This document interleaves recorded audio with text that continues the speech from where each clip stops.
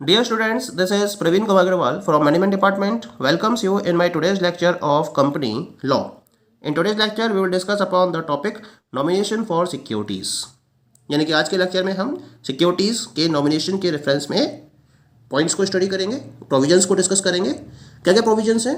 अगर सिक्योरिटीज़ का मतलब शेयर्स, डिवेंचर्स, अगर कोई शेयर होल्डर है या डिवेंचर होल्डर है और उसको नॉमिनेशन फॉलो करना हो उसके रेफरेंस में, तो नॉमिनेशन फाइल करने के रेफरेंस में उसे किन किन प्रोविजंस को फॉलो करना होता है। The very first one is the right of every security holder to nominate any person, और इसके लिए एक फॉर्म नंबर SH13 को फॉलो किया जाता है। यानी कि इस फॉर्म नंबर SH13 के बेसिस पर हर सिक्योरिटी होल्डर का ये राइट होता है कि वो किसी न किसी पर्सन को नॉमिनेट कर सकता है in the event of the death of the person और death of the security holder. यानी कि अगर उस सिक्योरिटी होल्डर की डेथ हो जाती है या कोई भी उसके साथ इवेंट अकर हो जाती है, तो उस केस में जो उसकी सिक्योरिटी होंगी वो उस पर्टिकुलर पर्सन को ट्रांसमिट कर दी जाती हैं। तो इसी वजह से हर सिक्योरिटी होल्डर का एक राइट होता है कि वो किसी ना किसी पर्सन को एज अ नॉमिनी अपॉइंट कर सकता है। ठीक। Second one is the nomination by joint holders.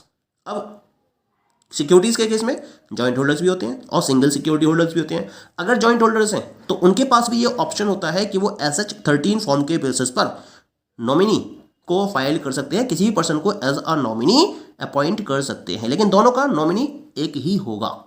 Third one is the recording nomination in register of security holders. ये कंपनी की जिम्मेदारी होती है कि जो भी particular person as a nominee किसी भी सिक्योरिटी होल्डर के द्वारा नॉमिनेट किया गया है तो उसके रिकॉर्ड को सिक्योरिटी होल्डर के रजिस्टर में मेंटेन करना जरूरी होता है by the secretary of the company. Next one is the recording with in 2 months। जब फॉर्म नंबर SH13 किसी भी सिक्योरिटी होल्डर के रेफरेंस में भर दिया जाएगा या उसके द्वारा भर दिया जाएगा तो उसके भरने के 2 महीने के अंदर अंदर कंपनी को क्या करना होगा, उस पर्टिकुलर नॉमिनी के रिकॉर्डिंग को मेंटेन करना होगा, उसे रिकॉर्ड करना जरूरी होगा। Next one is the cancellation और वेरिएशन ऑफ नॉमिनेशन। यानी कि अगर कोई सिक्योरिटी होल्डर बीच में नॉमिनेशन को कैंसिल कराना चाहे या उसमें कोई भी चेंज कराना चाहे तो वो ऐसा कर सकता है, ऐसा करने का उसको राइट होता है, ये उसका अधिकार होता है। Next one is the nominee's absolute right. Nominee का भी एब्सोल्यूट राइट होता है। This is the absolute right of the nominee to be nominated as a nominee of the security holder. और सिक्योरिटी होल्डर की डेथ के event में जो properties होंगी, जो भी उसकी सिक्योरिटीज होंगी, वो उस पर्टिकुलर पर्सन को ट्रांसमिट कर दी जाती हैं। तो ये इसका एक एब्सोल्यूट राइट होता है नॉमिनी का भी। Next one is the minor nominee and appointee. अगर कोई माइनर नॉमिनी है तो उसके साथ में एक पर्टिकुलर पर्सन को अपॉइंटी के तौर पर अपॉइंट किया जाता है। ठीक है। यानी कि अगर कोई पर्सन है उसने एज अ नॉमिनी किसी माइनर पर्सन को इन्वॉल्व कर रखा है तो उस माइनर के साथ में एक अपॉइंटी को भी इंक्लूड करना जरूरी होता है। ठीक है। So these all are the different provisions regarding nomination for security. Now we come to the next topic and this topic is regarding the transmission of securities. यानी कि अगर सिक्योरिटीज को ट्रांसमिट करने का मतलब क्या होता है। हमने एक टर्म स्टडी करी थी यहाँ पे, ट्रांसफर ऑफ सिक्योरिटीज। यानी कि जब शेयर होल्डर अपने किसी भी सिक्योरिटी को दूसरे पर्सन को सेल करके ट्रांसफर कर देते हैं तो उसे हम ट्रांसफर ऑफ सिक्योरिटीज का नाम देते हैं। लेकिन एक दूसरी टर्म और आती है और वो क्या रहती है, ट्रांसमिशन ऑफ सिक्योरिटी। दोनों बिल्कुल अलग अलग टर्म है, क्योंकि ट्रांसमिशन में क्या होता है, ट्रांसमिशन में सिक्योरिटीज दूसरे पर्सन को ट्रांसफर तो की जाती हैं but these are transferred not by sale but by operation of law. यानी कि लॉ के ऑपरेशन के बेसिस पर जब सिक्योरिटीज अनदर पर्सन को ट्रांसफर की जाती हैं तो हम इसे बोलते हैं ट्रांसमिशन ऑफ सिक्योरिटीज और ट्रांसमिशन ऑफ शेयर्स। और इसके लिए कुछ पर्टिकुलर केसेस होते हैं, केवल इन्हीं पर्टिकुलर केसेस में ट्रांसमिशन ऑफ सिक्योरिटी का केस बनता है। अगर इसके अलावा कोई और केस होगा तो उसमें ट्रांसमिशन ऑफ सिक्योरिटी का केस नहीं बनेगा। तो क्या क्या केसेस है इसके? The very first case is on the death of the member.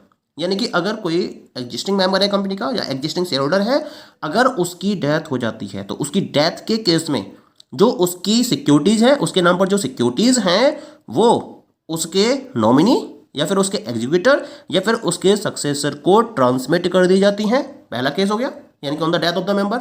दूसरा केस बनता है इसके अंदर on the insolvency of a member.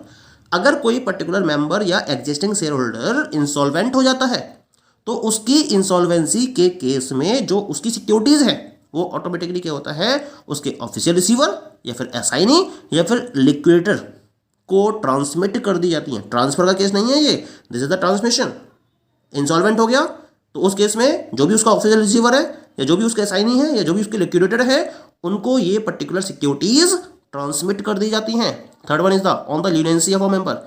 अगर कोई पर्टिकुलर मेंबर लीनेंट हो जाता है तो उसकी लीनेंसी के केस में क्या होता है, जो उसका एडमिनिस्ट्रेटर होता है जो कोर्ट की बेसिस पर अपॉइंट किया जाता है, उस पर्टिकुलर एडमिनिस्ट्रेटर या फिर जो भी उसके लीगल रिप्रेजेंटेटिव हैं या फिर जो भी उसके गार्जियन हैं उनके नाम पर इन सिक्योरिटीज़ को ट्रांसफ़र या ट्रांसमिट कर दिया जाता है।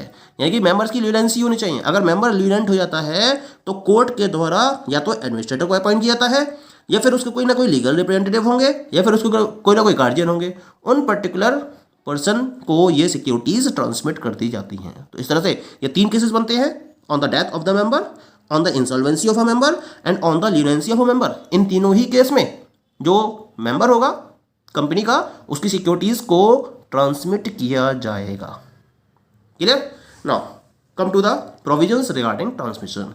अब बात आती है कि ट्रांसमिशन के रिगार्डिंग क्या क्या प्रोविजंस फॉलो किए जाने जरूरी है।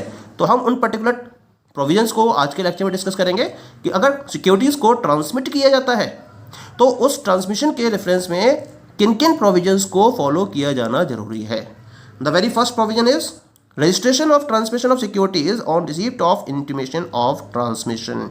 यानी कि जब एक बार कंपनी को ट्रांसमिशन का इंटीमेशन रिसीव हो जाता है तो कंपनी को क्या करना पड़ता है, उन ट्रांसमिशन ऑफ सिक्योरिटीज़ को प्रॉपर्ली रजिस्टर्ड करना होता है। लेकिन इससे पहले उनके पास एक इंटीमेशन आना जरूरी है। जब तक कंपनी के पास ट्रांसमिशन के रेफरेंस में कोई भी इंटीमेशन नहीं आता है तब तक सिक्योरिटीज़ के ट्रांसमिशन का रजिस्ट्रेशन नहीं किया जा सकता। तो सबसे पहले तो एक इंटीमेशन आता है ट्रांसमिशन के रिगार्डिंग, उसको रिसीव किया जाता है कंपनी के द्वारा और जैसे ही रिसीव कर लिया जाता है उसके बाद उन ट्रांसमिशन ऑफ सिक्योरिटीज़ को प्रॉपर्ली रजिस्टर्ड किया जाना जरूरी है by the company. Second one is the every company shall deliver the certificate of all securities transmitted within a period of 1 month from the date of the receipt of intimation। यानी कि जैसे ही company को intimation receive हो जाएगा उस intimation के receive होने के 1 महीने के अंदर अंदर कंपनी को क्या करना पड़ेगा, जितनी भी सिक्योरिटीज ट्रांसमिट हुई हैं उनके रिगार्डिंग सर्टिफिकेट को डिलीवर करना जरूरी है। 1 महीने के अंदर अंदर कंपनी को इस सर्टिफिकेट को डिलीवर करना होता है। ठीक, and the next one is the punishment with a fine not be less than ₹25,000 which may extend to ₹5 lakh। It में if any default is made in complying with the above provisions. यानी कि जितने provisions मैंने discuss किए हैं ऊपर उनमें से अगर किसी भी प्रोविजन को कंपनी की तरफ से फॉलो नहीं किया जाता है तो उस केस में उसको फाइन भी पे करना पड़ सकता है। और वो फाइन कम से कम 25,000 रुपये का होता है, लेकिन ये 5 लाख रुपये से ज़्यादा का एक्सटेंड नहीं होता है। तो कम से कम 25,000 रुपये का और मैक्सिमम 5 लाख का पनिशमेंट कंपनी को फेस करना पड़ सकता है अगर वो इन प्रोविजंस को प्रॉपरली फोकस नहीं करती है। Now we will discuss distinction between transfer and transmission of securities. अब हम डिस्कस करेंगे कि सिक्योरिटीज़ के ट्रांसफर और ट्रांसमिशन में क्या डिफरेंस होता है, क्योंकि हमने दोनों ही टॉपिक स्टडी कर लिए, ट्रांसफर ऑफ सिक्योरिटीज और दूसरा था ट्रांसमिशन ऑफ सिक्योरिटीज। अब हम डिफरेंस को डिस्कस करेंगे इन दोनों के बीच में। The very first difference is transfer takes place by reason of a voluntary and deliberate act of the security holder. यानी कि जब सिक्योरिटी होल्डर खुद से चाहता है सिक्योरिटी को दूसरे पर्सन को सेल करना तो ट्रांसफर अकर होता है, लेकिन ट्रांसमिशन ऑपरेशन ऑफ लॉ के बेसिस पर अकर होता है, क्योंकि ये लॉ ऑफ ऑपरेशन के बेसिस पर होता है। यानी कि अगर किसी मेंबर की डेथ हो जाती है, ये लीनेंसी का केस बनता है उसका, ठीक है, या फिर वो इंसॉल्वेंट हो जाता है तो उसी केस में सिक्योरिटीज़ को ट्रांसमिट किया जा सकता है। लेकिन ट्रांसफर में क्या होगा, जो पर्टिकुलर पर्सन है वो खुद अपनी सिक्योरिटी को सेल करके ट्रांसफर करता है। ठीक, सेकेंड वन इज द, यहाँ एक कॉन्ट्रैक्ट प्लेस किया जाता है between the transfer and the transferee. A contract take place between the transfer and transferee, और उस कॉन्ट्रैक्ट के बेसिस पर जो सिक्योरिटी होल्डर है वो अपनी सिक्योरिटीज़ को ट्रांसफरी को ट्रांसफ़र कर देता है। और जहाँ हम जब बात करते हैं ट्रांसमिशन की, तो ट्रांसमिशन में ऐसा कोई भी कॉन्ट्रैक्ट साइन नहीं किया जाता है। Next one is the a large number of legal formalities are complied with it. जब ट्रांसफर का केस बनता है तो आपको बहुत सारी लीगल फॉर्मेलिटीज को फॉलो करना पड़ता है। प्रॉपर्ली एक ट्रांसफर इंस्ट्रूमेंट होता है, इंस्ट्रूमेंट ऑफ ट्रांसफर होता है, उसको फिल करना होता है। उसके साथ में आपको प्रॉपर्ली जो शेयर सर्टिफिकेट है उसको भी अटैच करना होता है, और भी वो लीगल फॉर्मेलिटीज है जिनको फॉलो करते हुए ट्रांसफर का केस पॉसिबल हो सकता है। जबकि ट्रांसमिशन के केस में सर्टेन डॉक्यूमेंट्स होते हैं जिनको सबमिट करना होता है, और इसके साथ में आपको ट्रांसमिशन का इंटीमेशन देना होता है बस। और कोई लीगल फॉर्मेलिटी नहीं होती है। ये एक थोड़ी सी लीगल फॉर्मेलिटी है इसके अंदर कि जिसमें आपको इंटीमेशन ऑफ ट्रांसफर सबमिट करना होता है, और उसके साथ में कुछ पर्टिकुलर डॉक्यूमेंट्स आपको सबमिट करने होते हैं, और उसके बेसिस पर ट्रांसमिशन कंप्लीट हो जाता है। Next one is the instrument of transfer is executed by both the transfer and transferee and delivered to the company along with share certificate. सबसे बड़ी बात है कि जो हम बात कर रहे थे इंस्ट्रूमेंट ऑफ ट्रांसफर की, इसके लिए ट्रांसफर और ट्रांसफरी दोनों की तरफ से ही इसको एग्जीक्यूट किया जाता है, और फिर कंपनी को शेयर सर्टिफिकेट के साथ में इसे डिलीवर किया जाता है। लेकिन जब हम ट्रांसमिशन की बात करते हैं तो इसमें ऐसा कोई भी इंस्ट्रूमेंट एग्जीक्यूट नहीं किया जाता है। केवल और केवल एक लेटर आपको कंपनी को सेंड करना होता है, और वो होता है regarding the intimation of the transmission. इसके रिगार्डिंग एक आपको लेटर जरूर डिलीवर करना होता है, लेकिन और कोई भी आपको ऐसा इंस्ट्रूमेंट एग्जीक्यूट नहीं करना पड़ता है। Next one is the consideration is must. Consideration बहुत जरूरी है। जब तक कंसिडरेशन नहीं है तब तक ट्रांसफर नहीं हो सकता, जबकि ट्रांसमिशन में कोई भी कंसिडरेशन की रिक्वायरमेंट नहीं है। केवल 3 कंडीशंस को सेटिस्फाइड करना होता है: डेथ ऑफ द मेंबर, और द ल्यूनेंसी ऑफ द मेंबर, और the insolvency of the member. तो इसमें तो कोई कंसिडरेशन की रिक्वायरमेंट होती नहीं है इसके अंदर। Next difference is stamps are required to be affixed on transfer instrument. जब ट्रांसफर इंस्ट्रूमेंट को एग्जीक्यूट किया जाता है और डिलीवर किया जाता है कंपनी को, तो वहां आपको प्रॉपर स्टाम्प्स की रिक्वायरमेंट होती है। जबकि ट्रांसमिशन के केस में कोई भी स्टाम्प ड्यूटी पे नहीं की जाती है। The seventh difference is when we are talking about the transfer, a company may impose certain restrictions on the transfer of securities। अगर कोई भी शेयर होल्डर है वो अपनी सिक्योरिटीज को ट्रांसफर करना चाहता है, तो उन ट्रांसफर पर कोई भी कंपनी कुछ पर्टिकुलर या सर्टेन रेस्ट्रिक्शंस को इम्पोज कर सकती है। अगर वो ऐसा चाहे तो इसके लिए आर्टिकल में उसको व्यवस्था करनी पड़ती है अपने, और आर्टिकल ऑफ एसोसिएशन में अगर ऐसी व्यवस्था है तो उन रेस्ट्रिक्शन को ध्यान में रखते हुए जो सिक्योरिटी होल्डर है वो अपनी सिक्योरिटीज को ट्रांसफर कर सकेंगे तब और तब जब वो उन प्रोविजंस को फॉलो कर सकेंगे। लेकिन जब ट्रांसमिशन की बात होती है तो कंपनी ट्रांसमिशन के केस में किसी भी टाइप के रेस्ट्रिक्शन को इम्पोज करने की पोजीशन में नहीं होती है। यानी कि a company cannot impose any of the restriction in the case of the transmission of securities. Okay, so these all are the different differences और distinctions between transfer and transmission of securities.